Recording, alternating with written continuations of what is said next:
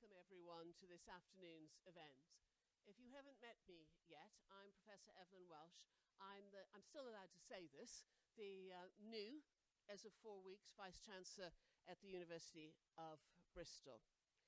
It's an extraordinary privilege to welcome Professor Phakeng and the Right Honourable Lord Paul Boateng to share an important conversation with us all on the key topic of the legacies of slavery, hidden histories, and contemporary racism.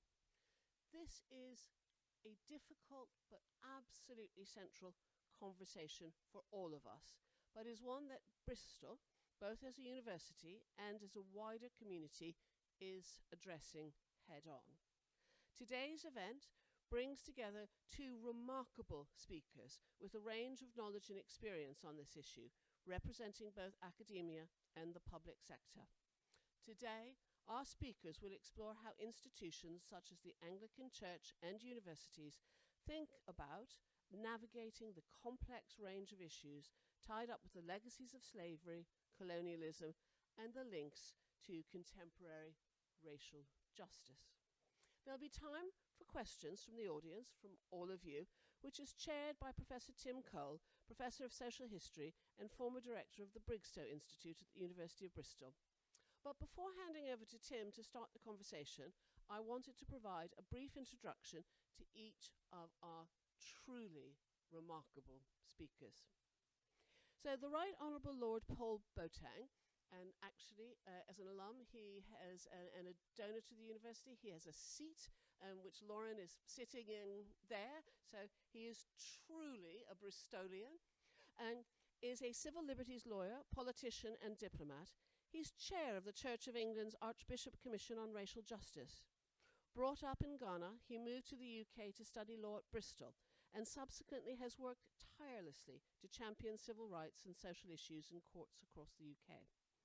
Lord Boateng then made history as the first black government minister when he was appointed Parliamentary Under-Secretary of State for the Department of Health in 1997, and has since established an esteemed political career, joining the House of Lords in 2010.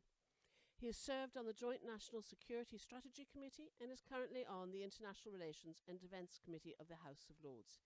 He also serves on the boards and is chair of a variety of private sector and charitable bodies in the banking, development, cultural sectors in the UK and Africa.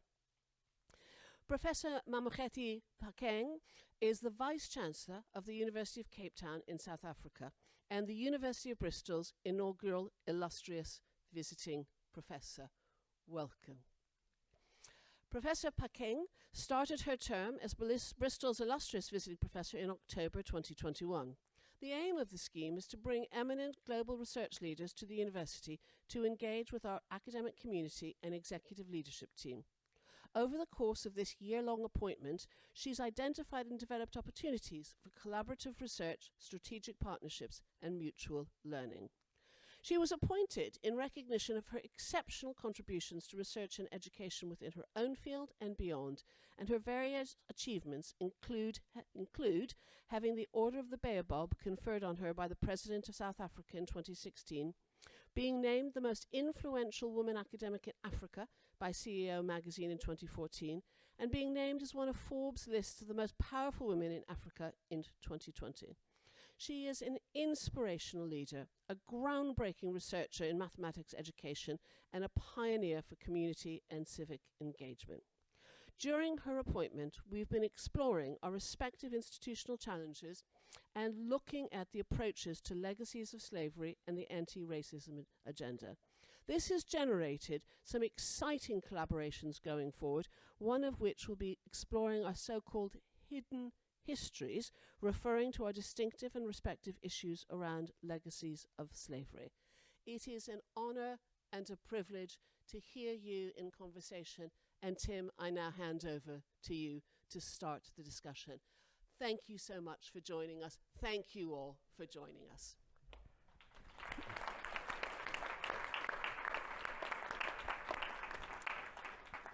Thank you so much, Evelyn, for that introduction to our two guests who, as we were chatting over lunch, very much friends of Bristol, but I encourage them to be critical friends of Bristol as we have a conversation.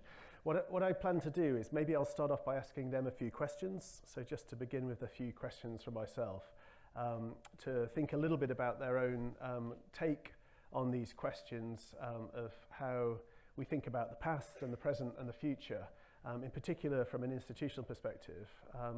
And I'm hoping that there'll be similarities but also differences that emerge, and so we'll try and tease some of those things out and try and encourage a little bit of discussion and debate between the two of them.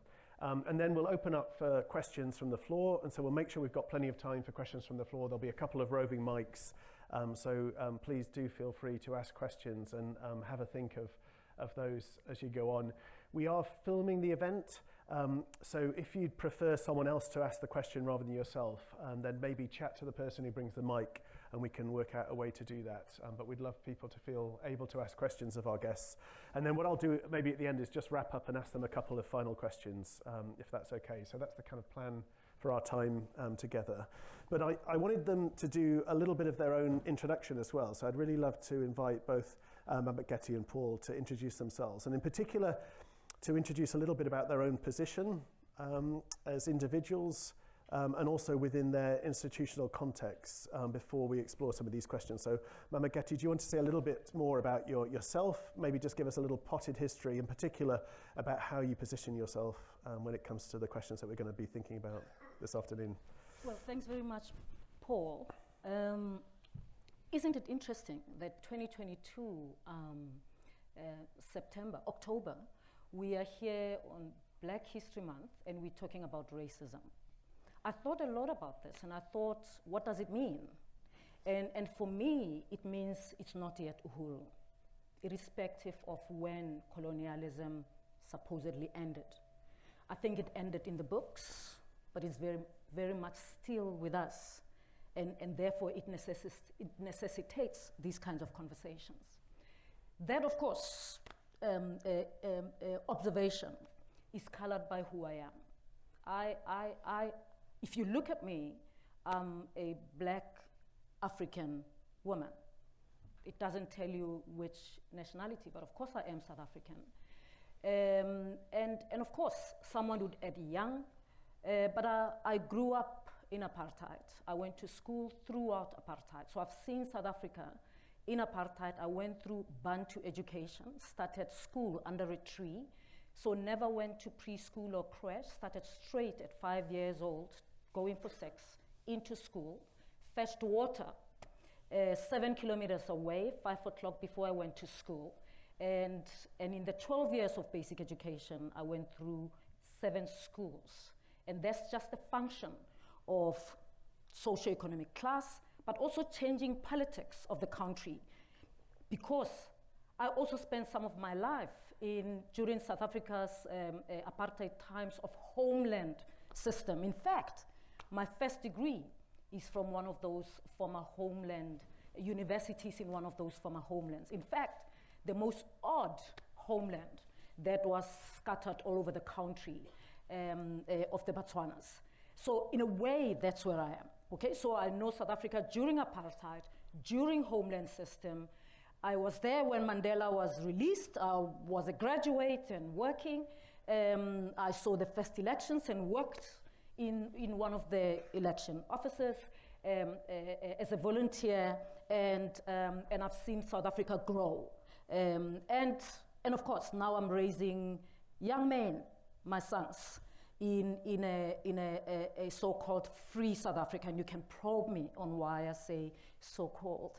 And it's an interesting experience to go through all of these phases of South Africa. So if you ask me, race and racism is very much in my face, even when I don't want to, because it gets thrown at me. I'm judged by it. As a Black African woman, I know that I've got to give way more than anyone to get ahead.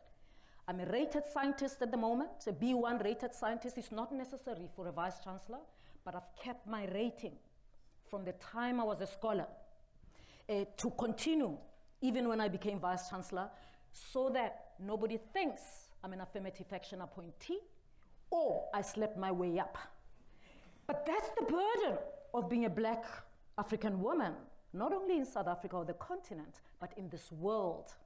And that I carry with me. I wish I could put it away sometimes. I wish people could see me for what I bring, except my race. But I figured that I've got to play the game so that the young women who come after me do not have to do it. I'm Vice Chancellor of the University of Cape Town at the moment. I've gone through every step of academia. So you talk about being a tutor, a senior tutor, a lecturer, senior lecturer, associate professor, professor, head of department, dean, DVC. I've done it twice. I've done it all. I know I look 25, but that's what Africa gives us. Africa gives us that, even if it denies us a lot, okay? And so I out my age also, because otherwise, what I look like communicates something, and then assumptions follow. I'm turning 56 on the 1st of November, and my sons are grown people, and they are graduates, and my son is doing a PhD, so I'm not a beginner. So that's important. So I want to put them on the table so that people don't have baggage. So race and racialism and gender, stereotypes and whatever are very much in my foreground.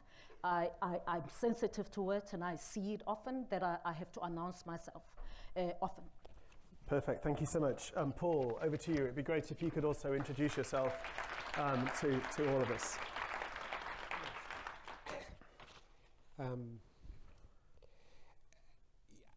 I think it was W.E.B. Du Bois, the African-American intellectual, who, speaking of the 20th century, speaking at the turn of the 20th century, said that race was going to be the defining issue of the 20th century.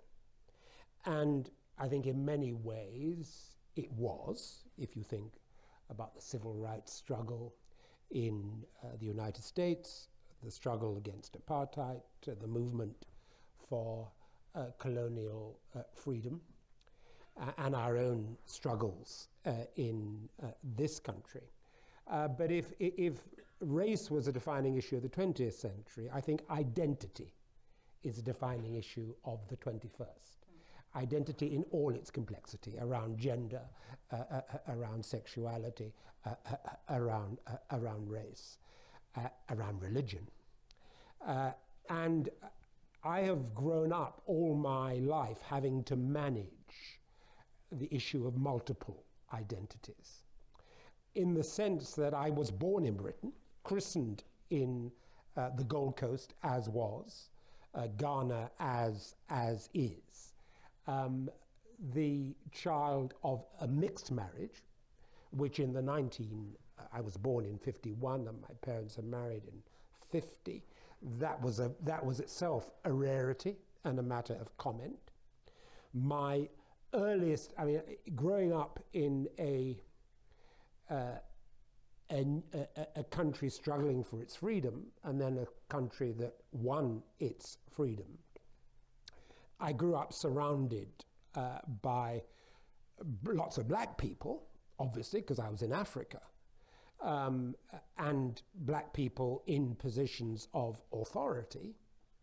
But one of the things that struck me whenever we went to England, because I had British relatives, whenever I went to England, and this is my earliest recollection of being aware of the issue of race, complete strangers would come up to my mother and myself, touch my hair, and say, "Oh, isn't it soft?"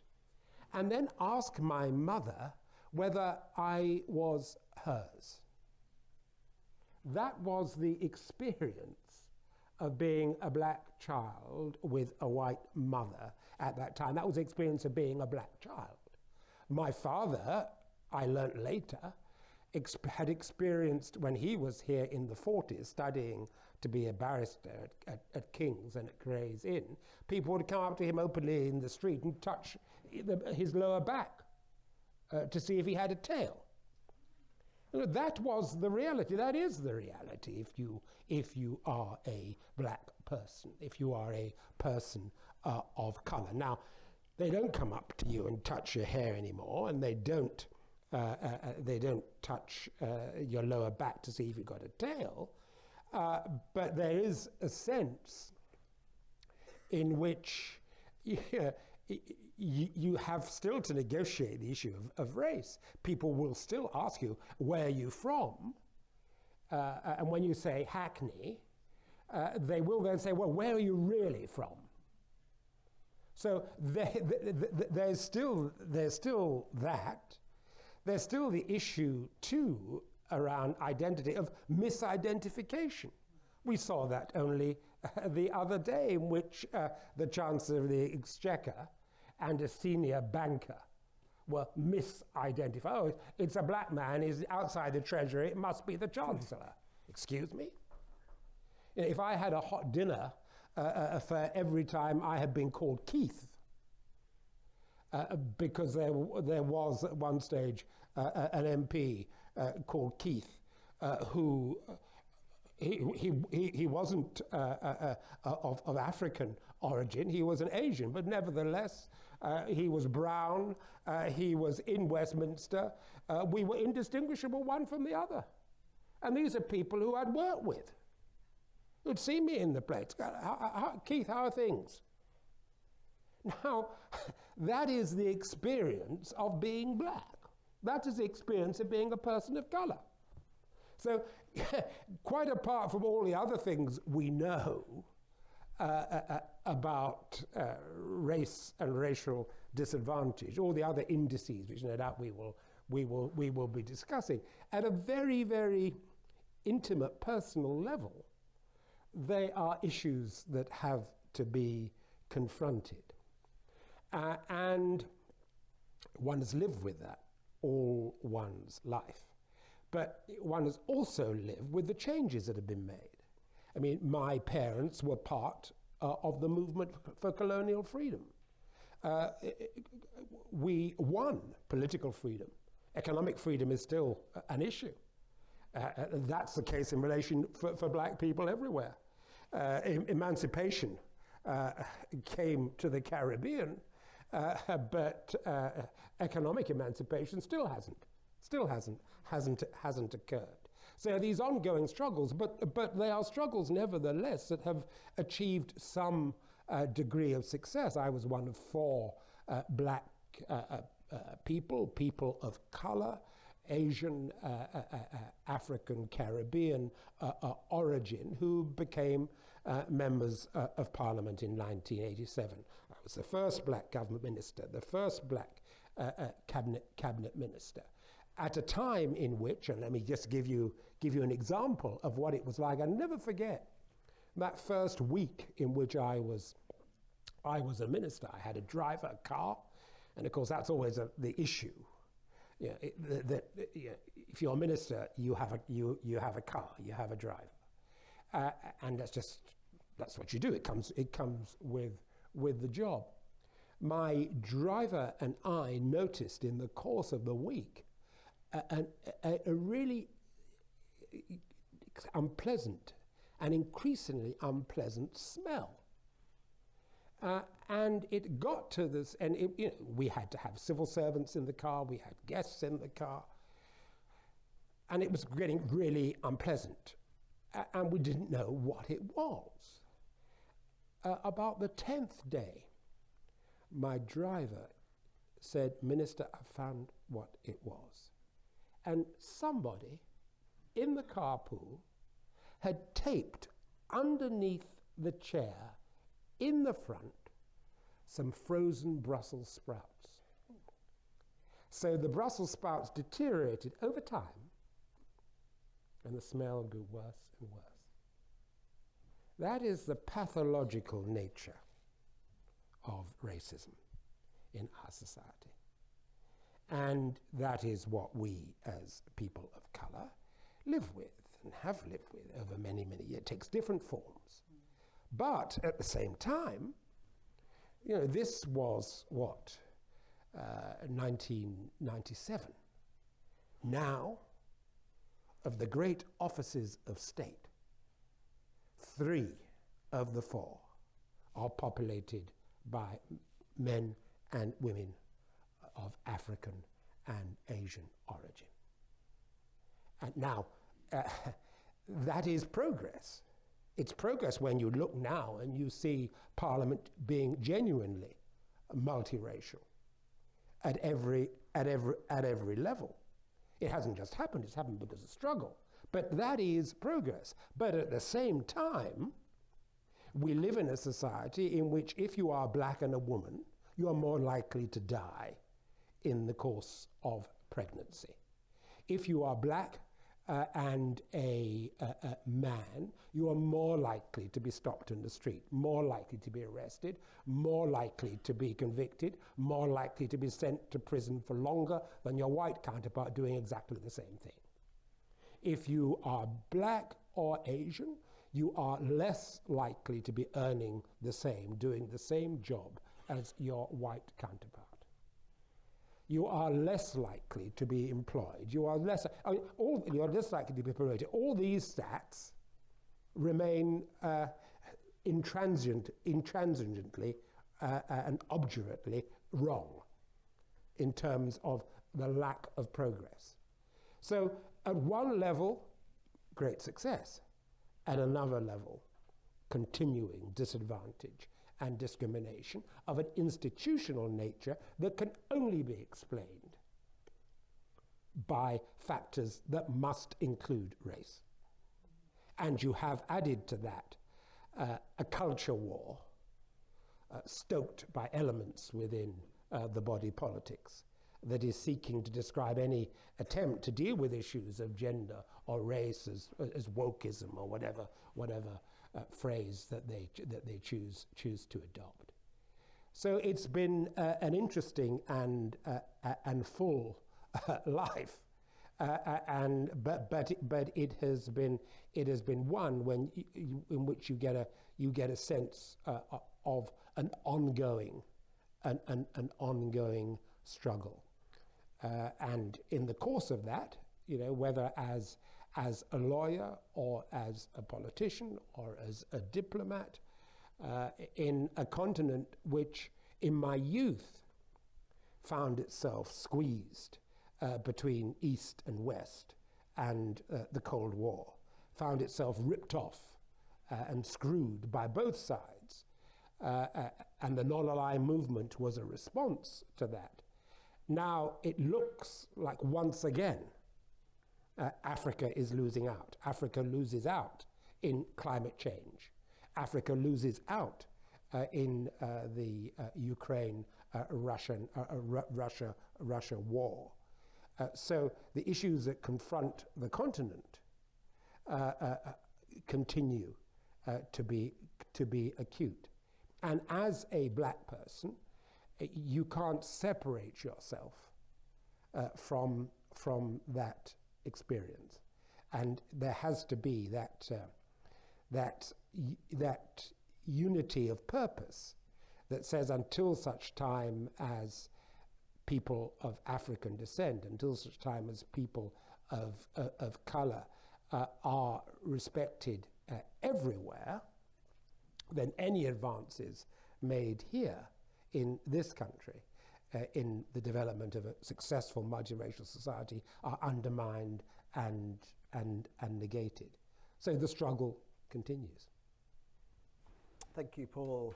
And thank you both for opening that way. I think it's really important to offer an opportunity for that kind of sense of you as individuals, because we really want to hear from your own lived experience. And what's striking, I think, about both of you, I know Paul spent a lot of time in South Africa as High Commissioner, but you have experience of two different contexts. And maybe I could open with a question that invites you to reflect a little bit on that from your own position. First, South Africa, and in particular I'd be intrigued about your reflections on the Truth and Reconciliation Commission, and then Paul, maybe to ask you a little bit about the work you're doing with the Anglican Church, because the question I'd love you to help us think about is what's the relationship between past and present with the questions that we're exploring today.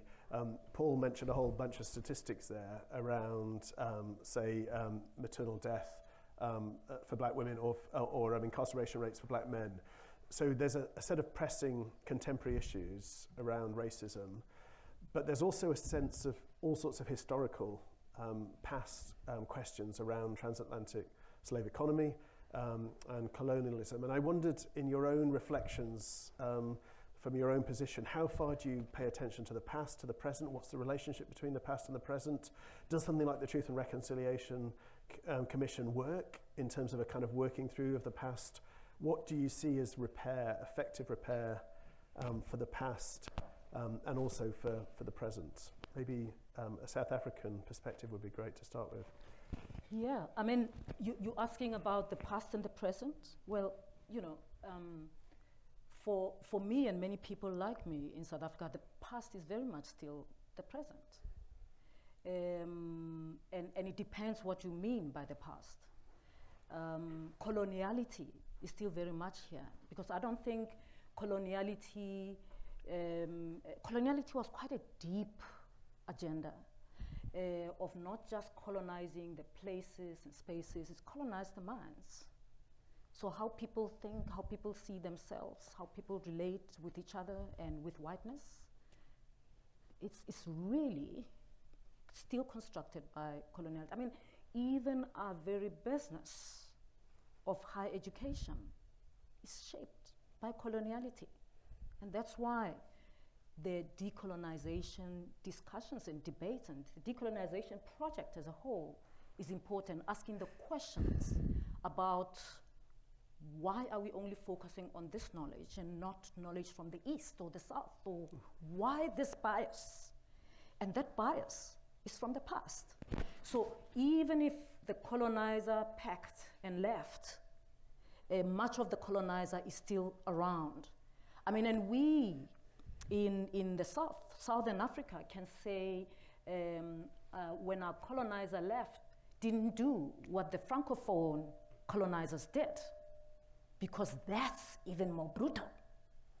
That part of Africa still languishes in poverty, but $500 billion goes to France because what they signed, and also how that relationship that they have with Francophone Africa shapes the politics of Francophone Africa. And in fact, can be argued that the instability that we see in Central and West Africa is very much located in those kinds of politics and the hold of for colonial powers, the hold that they still have on those countries. So I think the past is still very much with us. You asked about the Truth and Reconciliation Commission. I mean, I think it was an important project. It was an important project, and I'm sure I mean, perhaps historians, political scientists would compare that with what Rwanda did. And of course, the struggles are different, the histories are different, but as important as the TRC was, you know, you don't call people to come and pour out their hearts and then say, forgive, and then go home. Go back to your poverty, go back with your trauma, go back and live happily ever after, as if it never happened. And so the Truth Commission, in my view, actually opened a can of worms and left it there. You know, it felt good that people are coming to talk. And of course, not everyone went to talk. And actually, for me, the brutality of apartheid wasn't just in the killing of your parents and whatever. It's the psychological trauma that all of us faced, who were in that. You can't say some people were affected. So it opened a can of worms. It never did anything with it. And therefore, in my view, ignited the anger in the new generation. So younger people today would criticize me, to say we are apologetic, we gave over, we did this, we did that, because I mean, some of them were not born in '94, and they feel that we should have been harder, we should have been much more demanding, because we were just They feel that we're just too happy, and our leaders just gave in because black people still don't have economic power, no land, it's, so coloniality is still very much there. Apartheid is not the law, but it is a practice in many spaces. And it might not be the practice that says don't have an interracial relationship, but it's a practice that if I walked into a place with my colleague Kerlin, she would get more attention before me. If they, even if sometimes I deserve it. But that's an apartheid practice. And it might not be in all the places, but it is. I mean, when you walk into a place, how many people think I have the competence to do the work? If I walked in a secretary into a maths 1 class and said to them, who do you want? I mean, and I go into a formally white school, who would they choose if they don't know who I am? I don't know. I mean, but I don't think the past is gone. I think the past is very much with us. If you have poverty and race being so aligned, or poverty being, distributed in such racial ways, it tells you that the past is still with us. So I think we still have a lot to do, and I think until we do that lot, we will continue to see the unrest and the instability that we see in our country. I mean, it's almost like sometimes it's like we're going back, but it's because young people are at our throats saying, where's this freedom you're talking about? We don't see it because they don't know apartheid. I can see the change. Because I was here during apartheid, but they were not here. So they don't see the change. They see the inequality, they see the difference between white and black, and so for them, if apartheid was about, it's still there. So I think there's still a lot to be done. I mean, it's a shame that I have to say the TRC really opened a can of worms, because I think Desmond Tutu did his best. The Arch did what he could do, but I'm not sure that he had the budget or the mandate to even go beyond just what they did.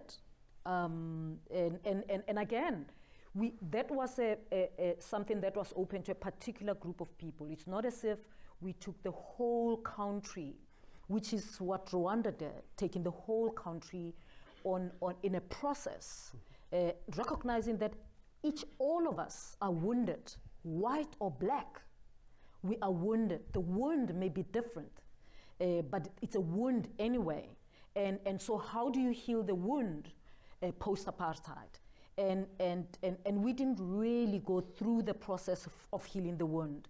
And so those of us who are in leadership positions now are the wounded leading the wounded. And it's terrible because the wounded people had way more, so everyone is dealing with their wounds differently. And so I think we opened the can of worms, and it still needs to be attended to. The healing process hasn't happened. Paul, maybe I could ask you the same question, and it might be interesting to get your reflections on South Africa, because I know you were an anti-apartheid activist in the 70s and 80s, and then you were High Commissioner. So partly your sense of the Truth and Reconciliation Commission as a kind of mechanism of repair from your kind of slight outsider-insider perspective. But also, I'm really intrigued about your sense of now being invited by the Church of England to help them, in a sense, to follow through on some of the work that they've been doing. What do you see as the relationship between repair for the past and repair for the present? And I'm interested in that as well, that you're a person of faith, so that's partly why they asked you to do this. You're a Methodist who's invited into that. So you've got this kind of outsider-insider status there within the Church of England. But faith talks about forgiveness, but it also, the kind of famous phrase, the sons of the fathers are visited to the next generations, within the kind of Old Testament scriptures. And I'm interested in your own perspective of what that looks like within a faith organisation to grapple with past and present and future as regards transatlantic slavery, colonialism and race, if that's not an impossible question to answer and respond to. Well, look, first of all, I just think it's important that we understand that, you know, that there's the membrane between past, the present, and the future is permeable. You know, you bleed through, and so our present is shaped by our past, and how we handle the past will shape our future. And I think we just have to fess up to that. You can't pretend that the past doesn't exist. And we grapple, don't we, with slavery, with the product of slavery in terms of the capital that created capitalism. There's a wonderful exhibit which you can visit online in the Bank of England Museum, running now, which just demonstrates how the City of London was based on sugar, was based on tobacco, was based on rum, and how capitalism as we know it was fueled literally by slavery.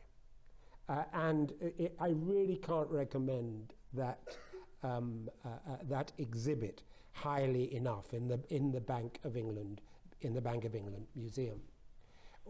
Bristol would not be what it is without slavery.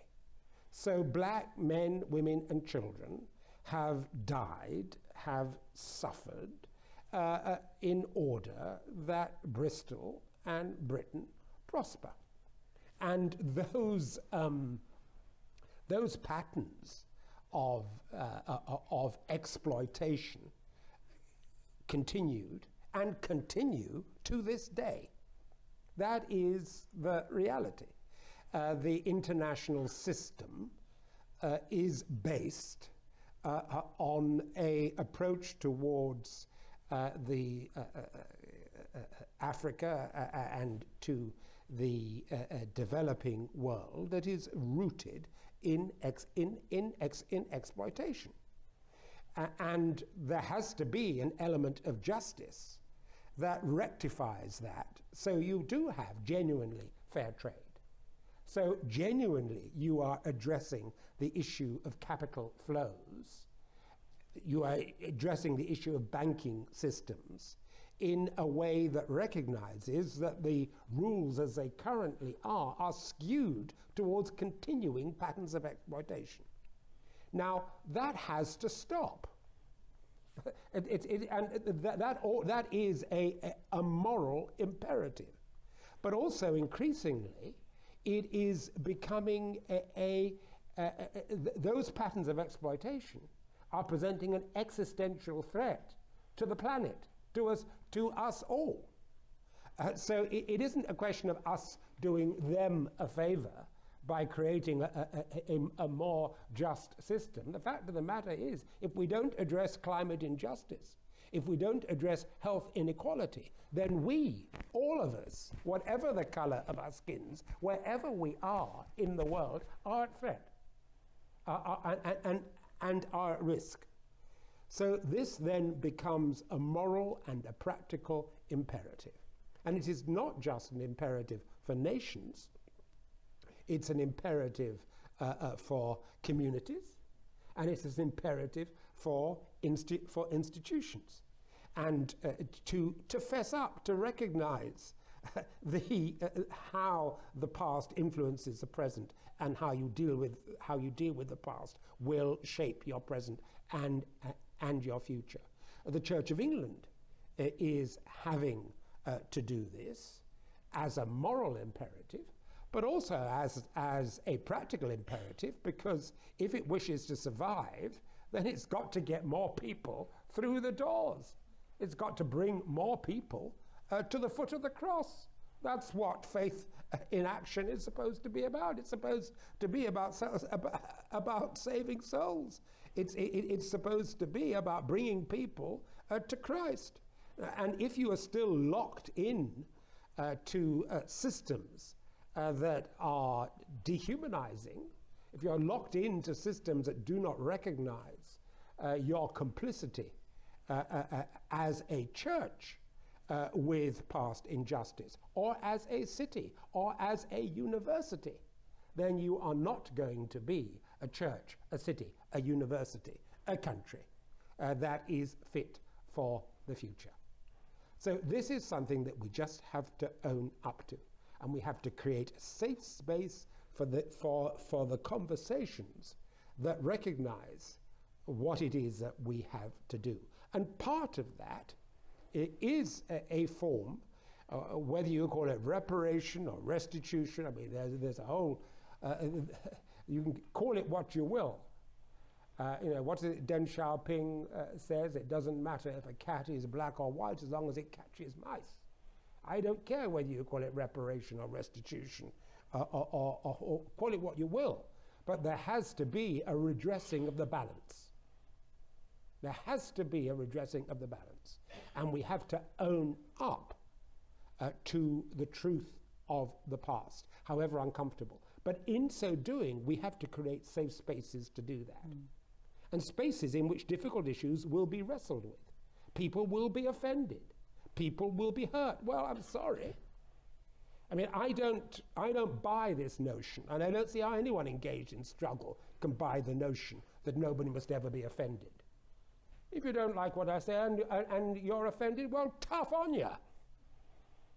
I still intend to say what needs to be said. And we live in a world in which it seems to be increasingly impossible to offend people. I'm sorry, that's not life. The poor, the dispossessed, the marginalized, their whole lives are one in which they are brought down. And they are brought down and they are diminished in ways that need to be addressed. And you cannot address them unless you are prepared at some stage to give offense. And we cannot constantly be tiptoeing around these issues in case somebody is offended. So we have to talk truth to each other, we have to talk truth under power, but we have to have safe spaces for difficult conversations. And we will all hear things that we don't like. All hear things that we don't like. But we must be free to say them. And we've got to wrestle with the issues that are flung out as a result. Let me ask you one more question each, and then we'll open up for questions. And then I'll just ask you a couple of closing questions, sort of quick-fire closing questions. So, Paul, you've talked a little bit there about a number of steps that need to be taken. And I'm really interested here in your reflections on the symbolic and the material. Yeah. So I know we were talking earlier about UCT, University of Cape Town, how there was both the roads must fall and fees must fall. So one symbolic, one material. Like how much do you pay for a university education and to live? But what about this statue that's at the heart of the university? And I think that's something that obviously we grapple with in Bristol around the Colston statue, about the question of what's the value, the importance, significance of having a statue like that in the centre of the city. I think it's also something that as a university, we're thinking a lot about at the moment. If you look at the university crest, one of the symbols on there is the crest of Colston, and so that's obviously a question for the university to that's being considered at the moment. And I'm really interested in your take on symbolic material. Like, do both matter? Do they matter in different ways? How do you work out which one matters more? What do you address? Roads must fall, fees must fall? Like, which one do you do first if you're a vice-chancellor, just if you happen to be a vice-chancellor of a university like UCT? I mean, what would you do in that? I know it's before your time, but in that, what's the importance of the symbolic, do you think? And what's the importance of the material? How much should institutions be doing work on both? Or do you see a primacy? Do you see a relationship between those two? Well, the symbols matter. Symbols matter. And the symbolic and the material are connected. Because if I come to university, even if I can afford, but I'm surrounded by symbols that remind me of what my forefathers went through, that bring me down, that debilitate or challenge my humanity or my being. How do I succeed? How do I participate? How do I feel included? So symbols matter. I don't think you can separate the two. And I think as much as symbols matter, removing the symbols on their own doesn't solve the problem. I say to students that Rhodes has fallen, but the statue of Rhodes has fallen, but Rhodes is still very much with us, because Rhodes is located in the coloniality of education, how we teach, what we teach, who teaches, and how do you regard that knowledge with other knowledge systems that, in relation to other knowledge systems that exist in the world. But, so Rhodes is very much with us. And that's the reason why, the fact that I wasn't at UCT, by the way, it's irrelevant. The statue of Rhodes falling at UCT wasn't a UCT matter. It was a South African, it was a worldwide matter. So I'm assuming that all the black people paid attention and actually noticed, and it was an important moment. So for me, taking over as VC, the challenge was Rhodes has fallen, I got there, Rhodes had fallen, so what? So what we've done is that we've launched the Rhodes Must Fall Scholarship. And with the Rhodes Must Fall Scholarship, the idea is to actually recognize that Rhodes hasn't fallen, and the falling of Rhodes is going to happen only through scholarship, because it's about, growing a particular knowledge system that, in fact, critiques the Western nature of our knowledge, and we want to grow that scholarship. And when we launched that scholarship, we launched it with the Rhodes Must Fall lecture that we give every year. We launched that in 2021, and I was the first. Since we launched, I've been the only donor until a month ago, and I give 10% of my salary to the Rhodes Must Fall Scholarship. Of course, I give another 10% to a scholarship that funds black and colored women postgraduate students at UCT. And there's a reason for both of those. It's all political. It's to make sure that I'm not the only one who gets a postgraduate education. There isn't enough money for women, black women and colored women postgraduate students. And then the Rhodes Must Fall is the recognition that I believe that the statue was just the beginning. But to really deal with the presence of Rhodes in the university, you've got to grow scholarship. And nobody's going to fund that until I take the first step. And that's why my next 10% goes there. And so 20% goes to the university in that regard, right? But now our new Deputy Vice Chancellor for Transformation has taken that up. She was the second donor, and now there's a few more people who joined. Because I said to them, you can't be happy. The whole of Senate voted for the statue of Rhodes to go down. What does it mean? Why did you vote? Rhodes hasn't fallen. And that at least is taken root. The second thing that we've done is that after I took office, we launched in 2018, we launched the Mandela School of Governance and in the university, and also developed a plan to build the Mandela Center of Memory in Cape Town. Just alongside, I don't know if any one of you has been to Cape Town, we've got the Rhodes Memorial, which is not part of the university, and on the mountain. And on the other side of the Rhodes Memorial, you can see it when you drive on the freeway. And we got into talks with the National Parks Board, who owns the land, to let us use the land for the next 100 years and build the Mandela Center of Memory, and is where our School of Governance is going to be, the Mandela School, is going to be located. And the reason why we selected that place, and we've raised the funds, we're just waiting for the government to sign on this, and we hope to do Turning of the Sword. We hope that we'll do it this year. But the reason we're locating the Mandela School there, the building, it's precisely because symbols matter. At the moment, when you drive past, you see the Rhodes Memorial. So you see the past that actually we don't like. The past that divided us, the past that reminds us as black people how the land was taken forcibly from us, because apparently, Rhodes gifted the land where UCT is, for the university to be built. But where did Rhodes come from? How does he even come to own the land in Africa? I mean, it's not his land, right? But that statue reminds us of that past. And to just hate that and say bring it down deals with the anger, but actually doesn't do anything. It's just like bringing the statue down is important symbolically, but it doesn't do anything.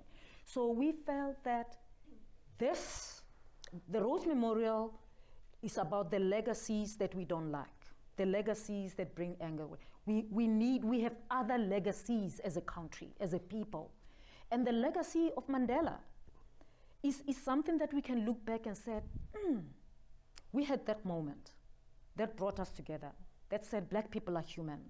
That moment that said we can build a country together. The fact that we are having challenges now is irrelevant, but we've achieved much just since we recognized that moment that came with Mandela, that it is possible. It is possible that we can go through this. And so that's a legacy that brought us together, a legacy that we look back at with pride, a legacy that we want to highlight and actually make stand alongside Rhodes, and in a way talk back at Rhodes. And so when young people who are not here now, natural born, many years from now, as they drive past the freeway, they will not only see the Rhodes Memorial, they'll see the Mandela Memorial, Center of Memory. And the conversations, and that's the power of symbols, by the way. They are conversation starters. Then the parents won't have to only explain Rhodes, they'll also have to explain Mandela, and probably explain what happened in between. At the moment, you only have one legacy very prominent in the symbols that are around us. And I think as a university, the same challenge remains. The symbols that are around the university, what are they saying about us, and what are they saying to us? And we, as adults, might say they are saying nothing to us. But we are having generations and generations of young people coming into the university. What are those symbols saying to those young people about their past, about their present, and probably about their future? If those symbols only show legacies that foreground particular racial groups and not others, or particular ideas and not others. And for me, that's how I look at symbols on campus and elsewhere. It's not just with anger. And I don't want to minimize this. Symbols do make us angry.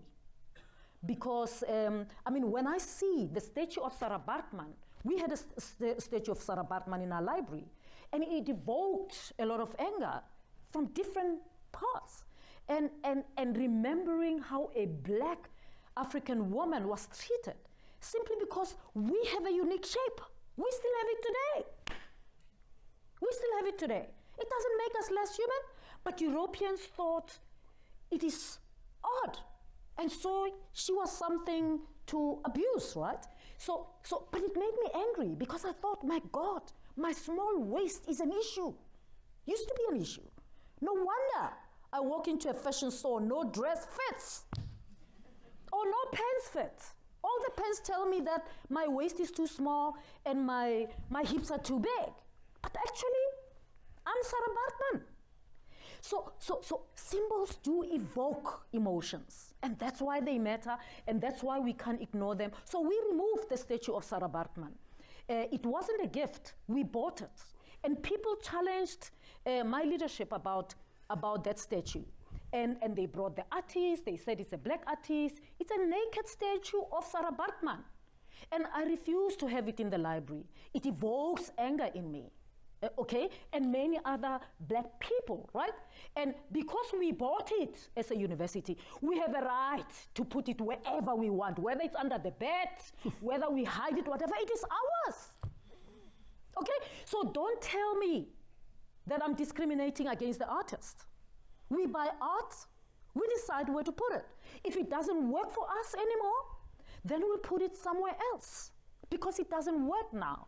Maybe at some stage, as time goes, there might be a bigger project that makes that piece of art relevant and gives it a voice, then it can be, because you can give a piece of art a voice, and then it doesn't evoke anger because there's other artworks around it that speak, and it's a conversation between the pieces, then I would say, then you bring it up. But if you put it alone there, it might not mean anything to a white woman, but it means something to me because I look at it and it's me, and I think, my God. So what's wrong? What are we saying about to our young girls? So that's my view. I think symbols are emotional. They don't remove everything about the history. The fact that we removed Sarah Baartman from there didn't mean that everything that happened to Sarah and people like him is no longer important. We of course launched the Center for the Khoi and San Studies. Because that's the Sarah's tribe, and so we're looking at Sarah holistically and her people and growing that knowledge that comes from there. So it's the fact that you remove that is not enough. So I'm just saying we've got to go beyond that, and not just say they matter, they shouldn't be there, or they should be there. I think if they are there should be purpose. We should recognize as a university what brought these symbols there, what was their importance, and how do we make them relevant today? Great, thanks for that. Be ready for questions in a moment, because I'm going to ask Paul the same question, but then please do get ready with the questions that you have. Paul, same question to you really about the importance of symbols, and it'd be really great to get your take on that, both at a national level in the UK, maybe Bristol as well, where obviously Colston has fallen, as well as in the Anglican Church. Symbols matter, of course they do. I mean, I was at a Black History Month travelling exhibit in Kensington, Chelsea and Westminster yesterday, and speaking, and I was reminded by the curator of an incident. It had a picture, 1980, 81, 82, it must have been, of myself and a number of others going to number 10 Downing Street, and there's a picture of us outside outside number 10. And I'd forgotten all about it, but it was actually a campaign that we had in order to get the gollywog off Robertson's jam. And it was a big campaign that we had to wage. And we won that. I mean, of course, the Mail, the Express, the Telegraph are all incensed that this group of radical local government members were campaigning against the gollywog. It was described as sort of crazy left-wing ideologues attacking our jam. Now, the reality was that the gollywog was a deeply unpleasant caricature of black people, and we wanted it off Robertson's jams, and we had a boycott and we had a big campaign and we got it off, and all well and good, and that's fine, but if you can't then afford to buy jam, what have you succeeded in doing? And so it's symbols are important. We have to get them right, but at the same time, we have to choose our battles, and we have to determine what our priorities are. And sometimes the priority has to be to get rid of the symbol first. But you can't afford to prioritize one over the other so that you're not dealing with the underlying issues. And so the Colston Hall, Colston and his prevalence in Bristol symbolically and in names and in statues is significant. And, it seems it seems to me to be entirely understandable that people in Bristol, having done everything they possibly could to get rid of that statue and being met with constant equivocation and prevarication and a lack of action, on one occasion just took matters into their own hand and flung it into the harbour. I can well understand why they did that. I can sympathise with their anger. And a Bristol jury, good old Bristol jury, they got it right, as they so often have done in the past, as in the cases I was in the 1980s, early 1980s, when a group of young people from St Paul's were charged with riot. The Bristol jury flung that charge out. And Bristol juries have tended to get it right. And I believe they got it right, whatever the Court of Appeal says, over the issue of the Colston statue. But, you know, you can change the name of Colston Hall, but if at the same time it is not possible for young black people to gain access to music education, and even if they have got access to music education, not then possible for them to find ways into our leading orchestras and groups of young black people are effectively excluded from that section of culture. If it is not possible for young black people to gain access to dance education, and therefore they're excluded from the theatre stage, it matters not that you've got rid of the name Colston. So what? You know, and likewise with universities, you may or may not have that may or may not have that. And I say we advisedly. I'm an alumni of the university. We may or may not have those dolphins or whatever they are in our shield. But the important thing, frankly, is that we have some more black professors. The important thing is that black kids from disadvantaged backgrounds have an opportunity to get into this university. That is the primary importance. So we may get rid of the dolphins, but if we haven't actually addressed the issue of continuing patterns of discrimination against black people in British higher education, we will have failed. If we do not address the continuing issue of underachievement in terms of university places in Russell Group institutions for black students and students of color, we will have failed.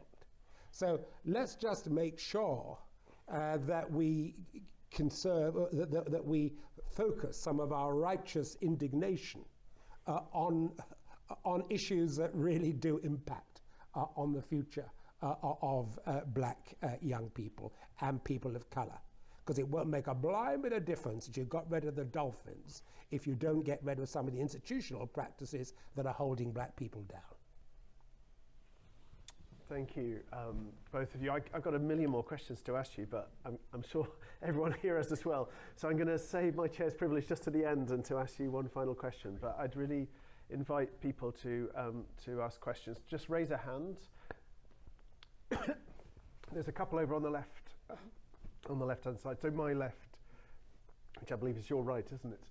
So just on the left-hand side, maybe one at the front here, and then there's one halfway along. So we'll just start here. Hello, thank you. That's absolutely inspirational, and you've given me so much to take away and think about. I'm from the School of Education. Bristol has lots and lots of black and global majority children in its schools, but very few teachers. So what top tips would you give us to help increase the number of black and global majority teachers in our schools? I think it's a matter, first and foremost, for governors and for the education authority. You know, I'm of a generation when we demonstrated outside schools, outside town halls, county hall, to protest against the failure of the authorities to appoint more black governors, so that they could make sure that black applicants for jobs got a fair chance of getting them.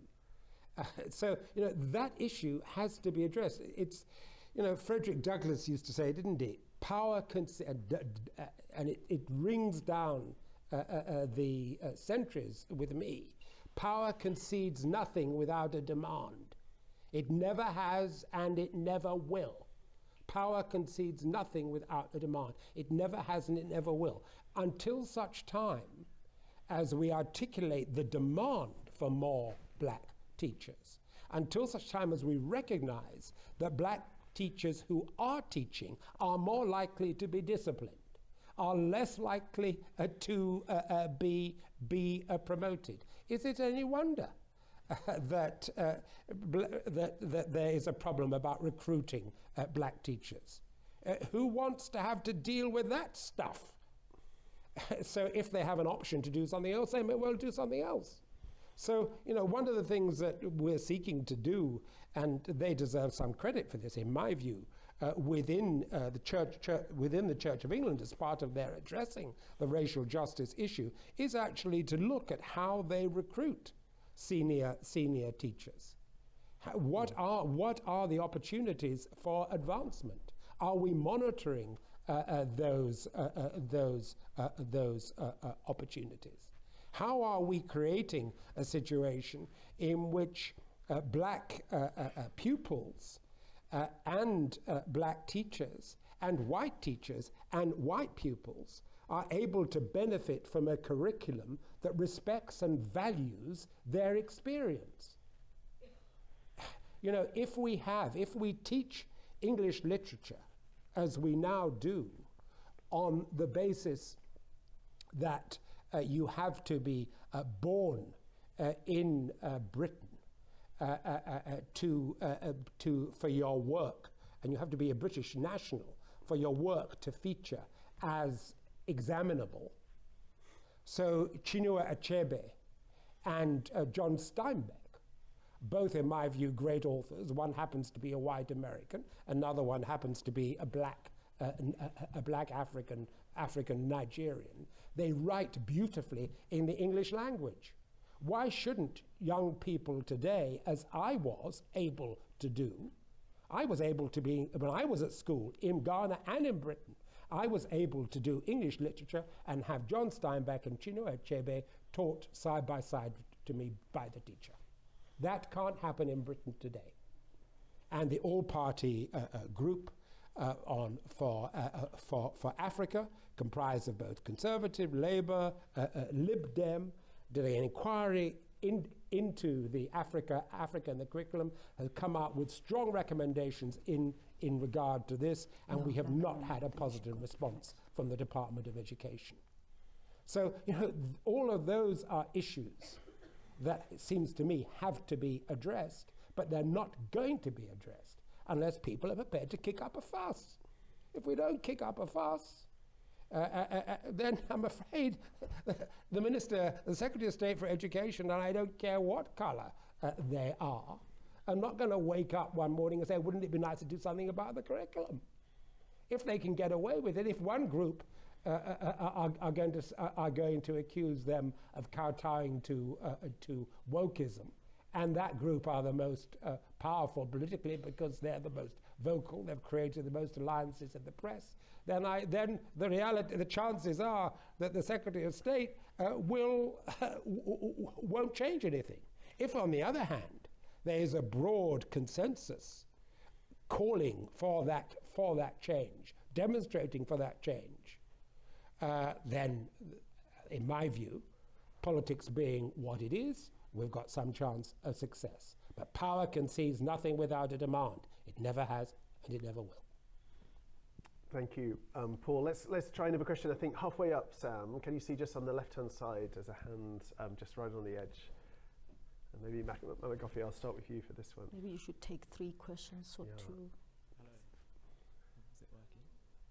Does it keep coming on? Hello? Hello? Yeah, we can hear you. Hi. Keep going. I have a question for Professor Phakeng, and it's about the Rhodes Must Fall scholarship. And I recognise the sort of excellent reasons for the reason why you have the Rhodes Must Fall scholarship, but I'd like to ask you about the name. So in naming Rhodes within the scholarship's title, I suppose on one side you're naming a problem with an economic gift to tackle that problem, and there is a level of accountability in that, and I really see the merits. But on the other hand, the solution to this problem falls under the shadow and the name of a colonizer legacy. How do you manage this balance between focusing on black academic excellence away from the legacy and continued presence and problem of colonialism? Say that last part again. How do I balance black academic whatever? Yeah. How do you balance black academic excellence And? with the persisting name legacy of a colonial oppressor? That one. Okay. Oh, I thought you were going to take another question. No, I'm going to take that because that's a brilliant question. No, that's and I'm glad you're answering it. All right, thank you for the question. I mean, the naming the scholarship Rhodes Must Fall was very controversial because it's not only the issue that you're raising, it's also the fact that nobody wants to fund something called Rhodes Must Fall. And so I've had a long conversation. By the way, we didn't start this just as something in the Vice Chancellor's office. We are very consultative because we are a very activist country and a very activist campus. So the Rhodes Must Fall activists of 2015 were in the discussions. And so we talked about, should we call it a different name? Can we find an African name, something that will resonate? And the reason we stuck with Rhodes Must Fall scholarship was an argument that swayed us that said, Rhodes is still here. So let's not pretend Rhodes is not here.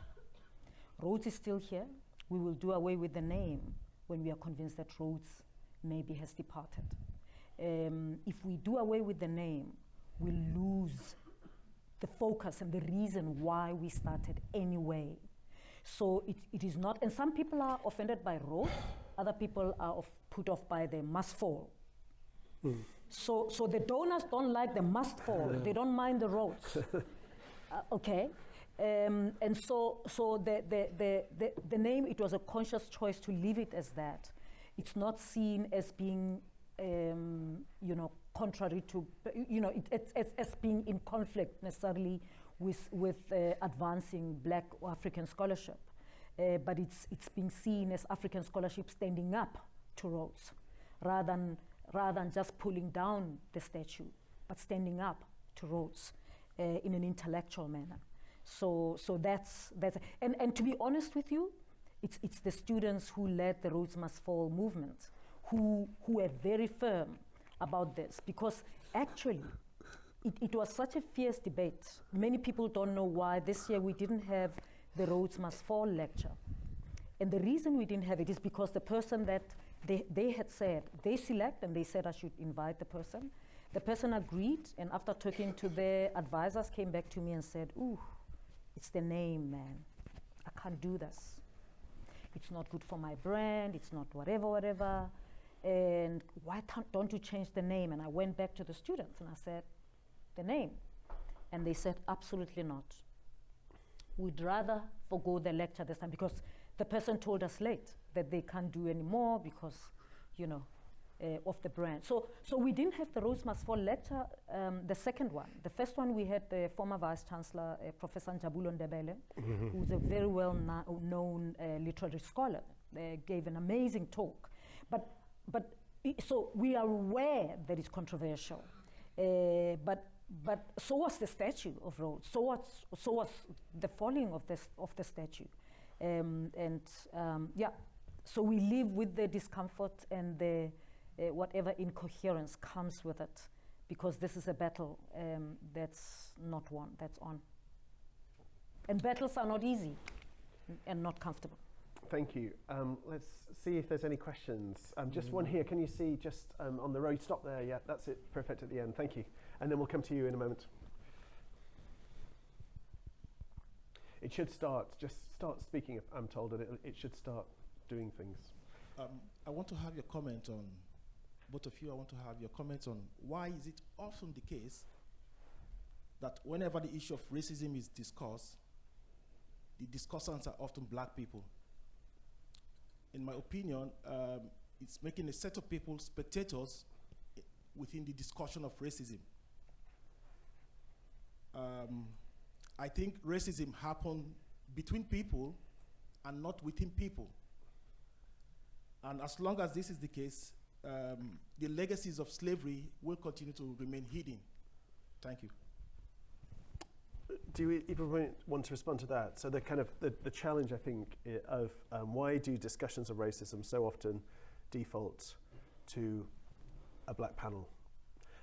With racism, if I understand you rightly, as a problem not of black people, but of white people and of others. So that this question, I think, really about how do you respond to that? Here's the thing. I mean, I'll venture into this.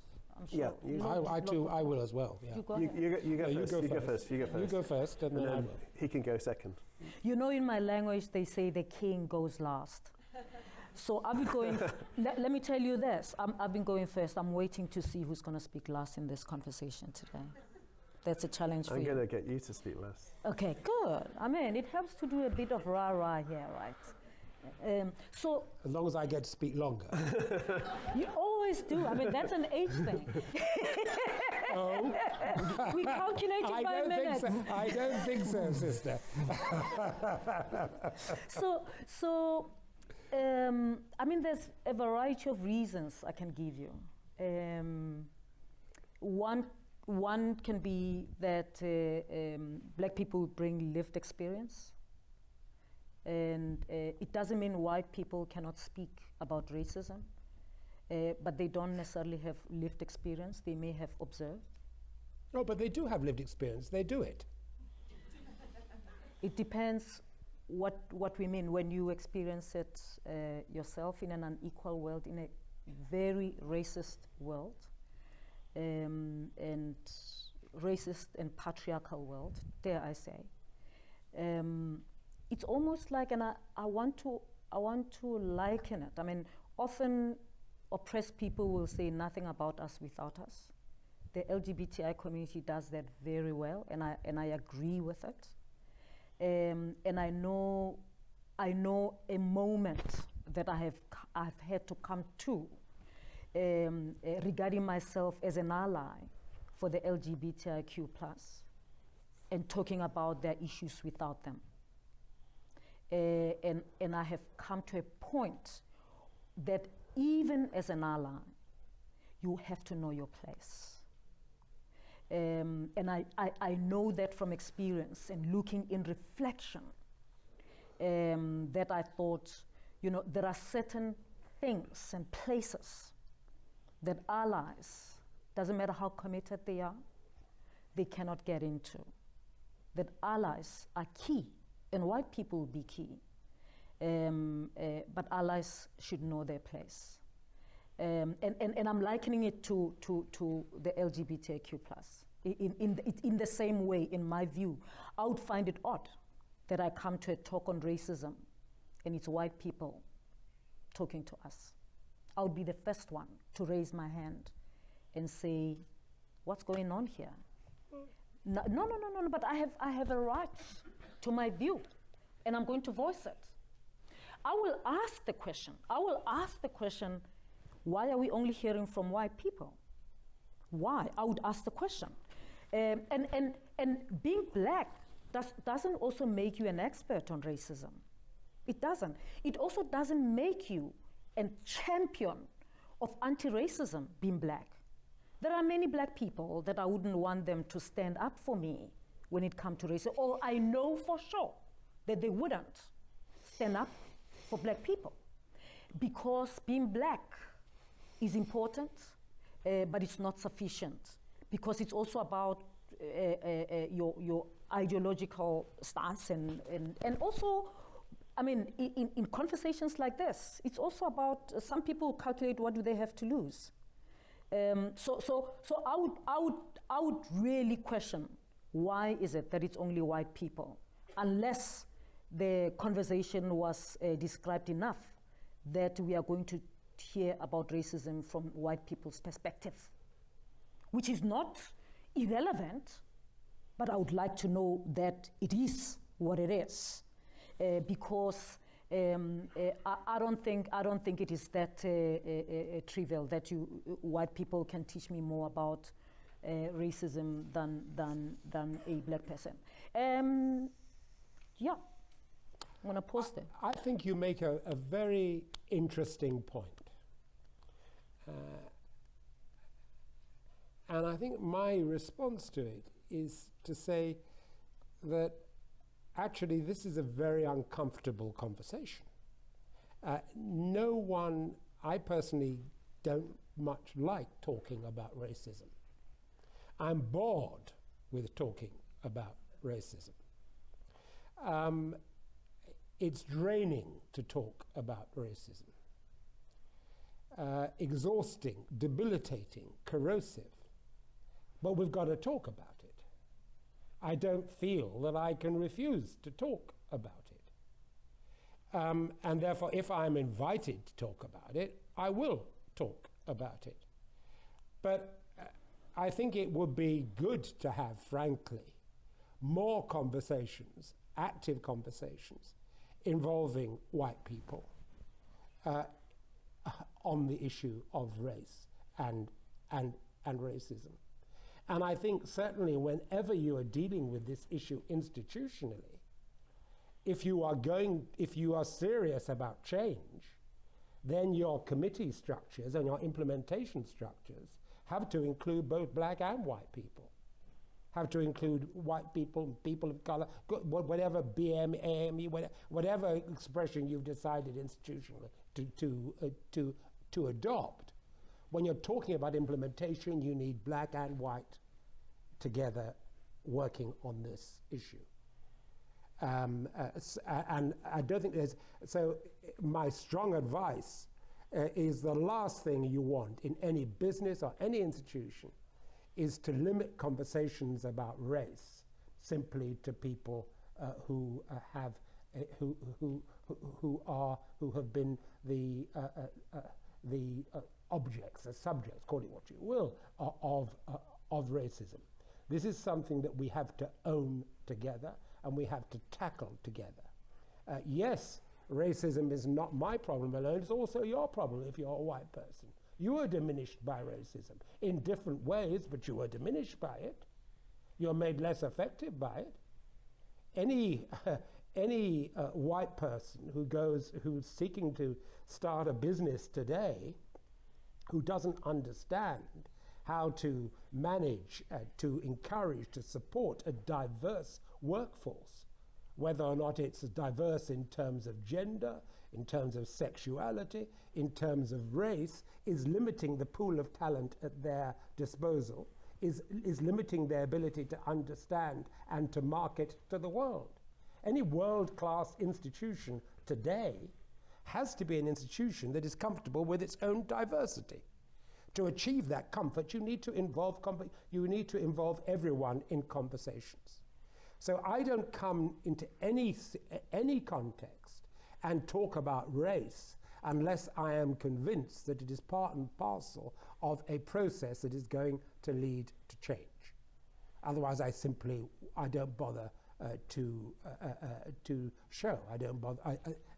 I don't accept. The reason why I am here talking about race is because I think Bristol is serious about it. Because I think the link that Bristol has with UCT and with South Africa is worth supporting. That's why I'm here. I'm not here, frankly, because this is my ideal way of spending a Thursday afternoon. Please, that would be very sad. That would be very sad, and I'm not a sad person.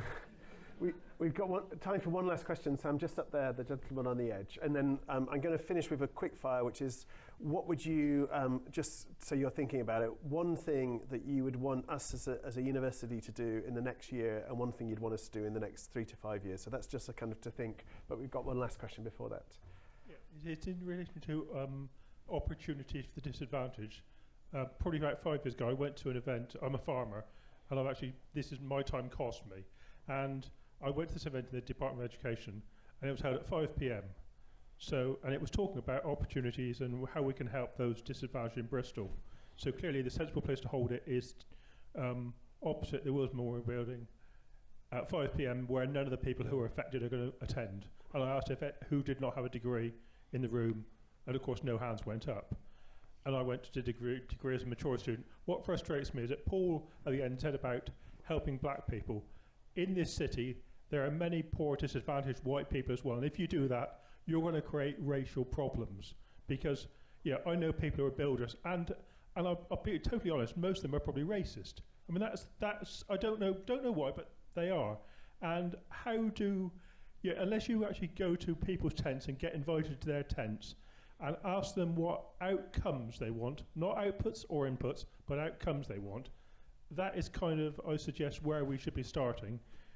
And we should be looking at the spectrum of people with disadvantage, not people of certain races.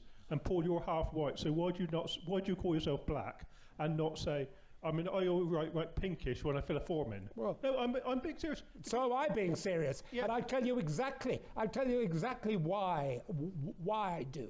Because when some of your racist friends are out and about, tanked up, when some of your racist acquaintances are out and about, tanked up on a Friday night, they don't stop beating me or mine up because I'm half white. Quotes unquotes, your expression. I don't describe myself as half anything. I am an Afro-Brit, I'm a black guy, and that's the way it is. You can like it or you can lump it. Let's be very, very clear about that. And your builder acquaintances, if they're racist, they need to be examining their own racism. And you need to ask yourself the question, why is it that we are so short of builders? Well, if your racist builder acquaintances aren't prepared to give apprenticeships to black young people, that's why we're short of builders. It doesn't work, and your racist acquaintances need to understand that. And so long as they are black disadvantaged people who are disadvantaged not just because they may or may not have money, but simply because of the color of their skin, then their needs need to be addressed specifically. And I'll never make an apology for that. Mm-hmm. So we're going to end with a quick fire question, and Gothy, you get the last word, okay? So I'm going to start with Paul. And don't look at your watch when I won't speak. Look at my... I'm going to go for a quick fire question, which is, what would you... So you're our critical friends, the two of you, as a university. What would you love us to do if we're being brave and bold in the next year? What would you love us to do in the next 3 to 5 years? Paul. This year, I'd like you to have a strategy about racial justice, to actually have a specific policy that recognizes the injustice that exists in the university at the moment, the injustice that has contributed to its position today, and how we as a university can best address that injustice. And I'd like that strategy to come about as a result of a consultation and an engagement with the whole community. Not just the university community, but the people outside the university, the people of Bristol, and indeed beyond, using your alumni groups.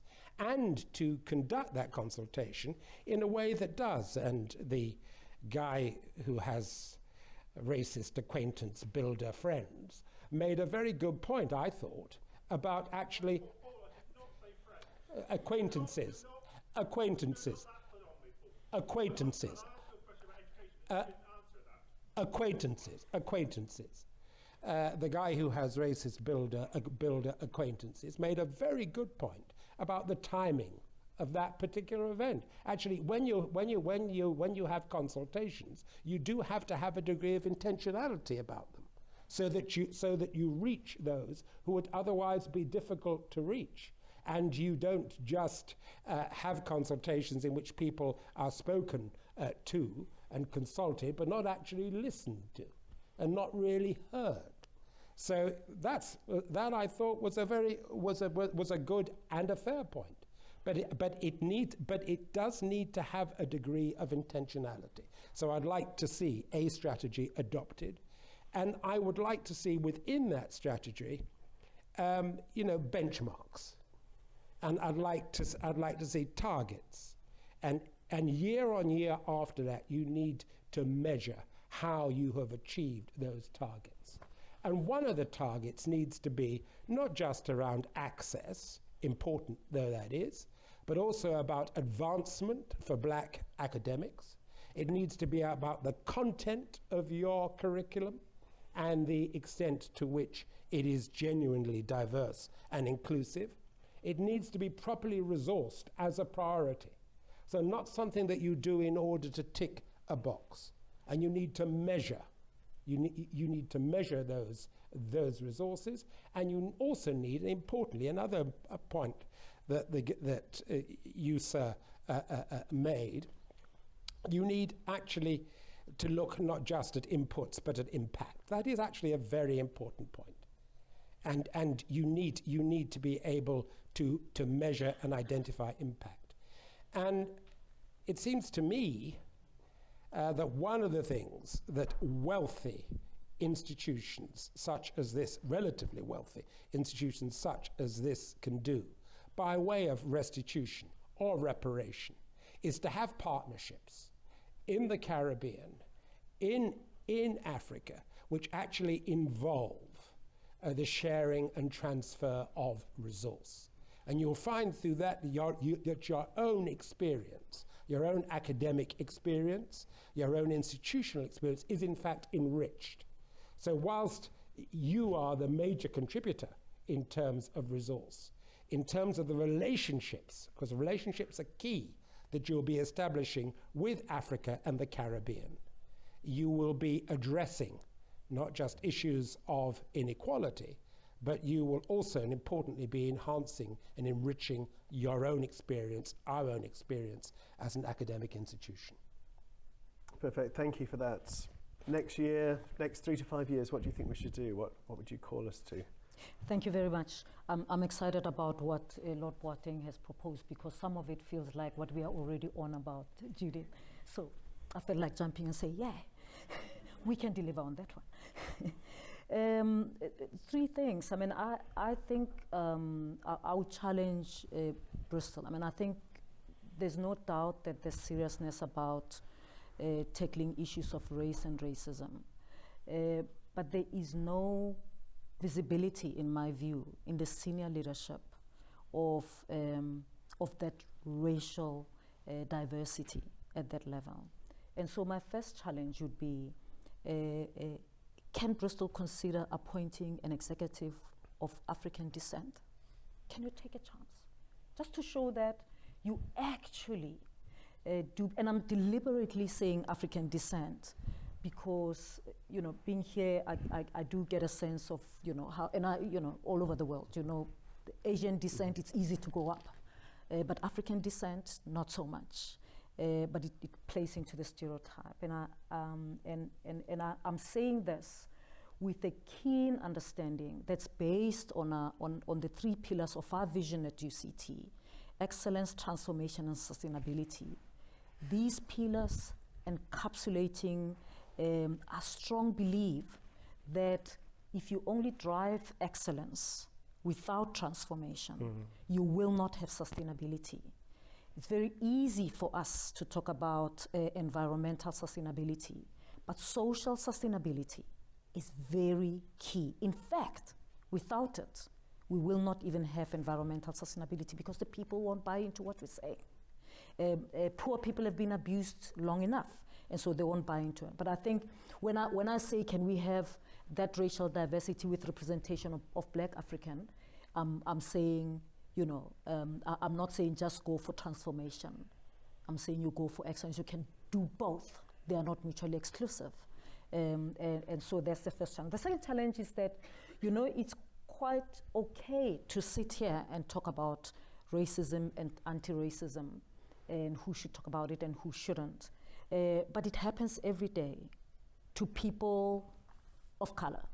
It happens on campus, it happens, but it's not even a pretty thing to talk about.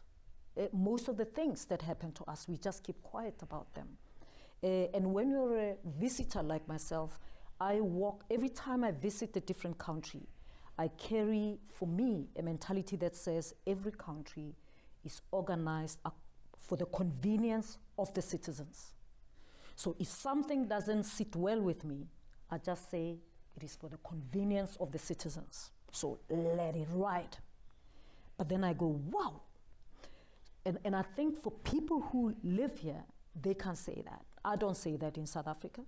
And so it may be a good thing to have an anti-racism policy and also ways of attending to the racism of today, which is not about the N-word or the K-word, which is very sophisticated. That comes wrapped up in smiles and hugs and everything. And it's important that we deal with that.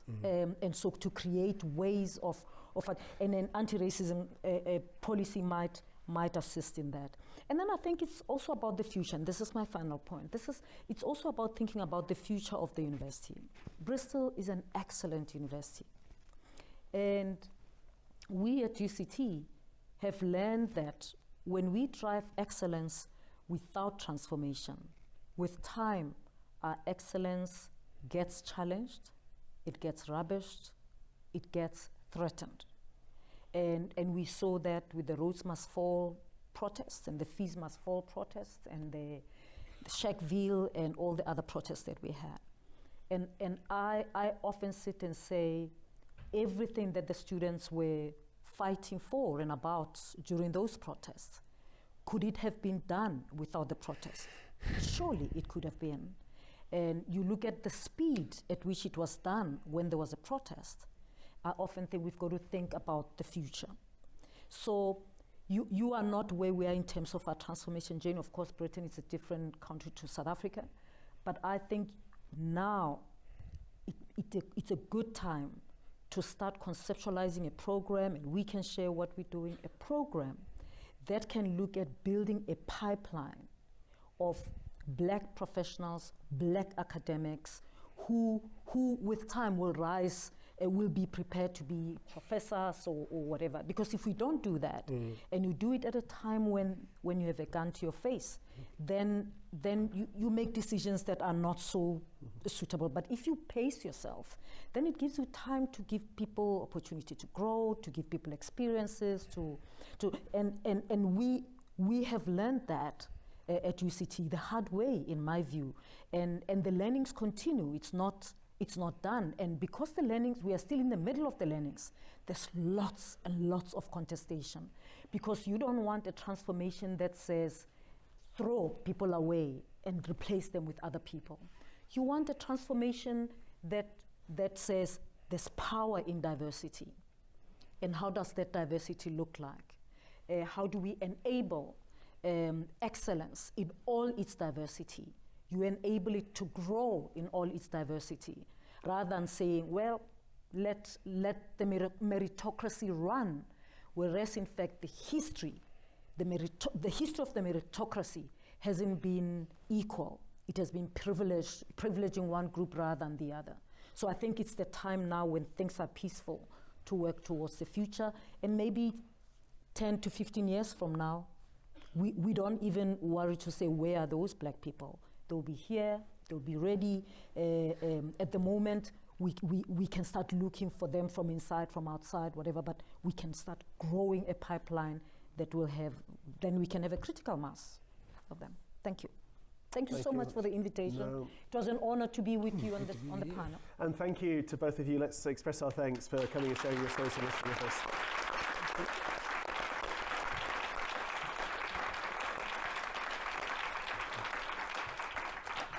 Thank you so much for coming. It's been great to have you. Thank you for all of those questions as well. Take care. I think if you want to catch Paul later on, he's going to be giving the sermon down at the cathedral at, I think it's about 5 o'clock. So it's the legal service when assizes are sworn in each year. So Paul will be down there at the cathedral later if you want to catch him there. Thanks. Oh, thank you so much. It was a real pleasure. Thank you very much.